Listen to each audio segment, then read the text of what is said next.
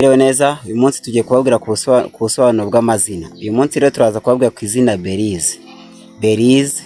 Belize ni izina rikomoka mu rurimi rw'igifaransa, rikaba risobanura umuntu w'umutima mwiza cyangwa umuntu mwiza cyane, yaba ku mubiri cyangwa ku mutima.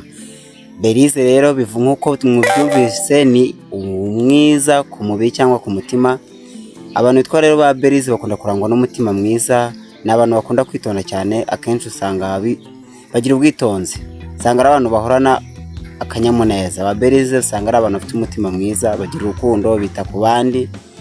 Ba Belize ni kimwe n'abantu bitwa ba Beria, nabyo bivuga umucyo cyangwa ubwiza bwera. Abantu bitwa ba Beria nabo nuko bimeze. Hari n'abantu bitwa ba Beatrice, bisobanura ibyishimo cyangwa unezeza abandi. Ba Belize rero ni abantu baba banezeza abandi nyine, kwa ko baba bafite umutima mwiza, no ku mubiri ndetse no ku mutima byose ari byiza cyane. Muri make ni ubwo busobanuro bwa Belize. Mukomeze kugira umunsi mwiza kandi turabakunda. Ciao.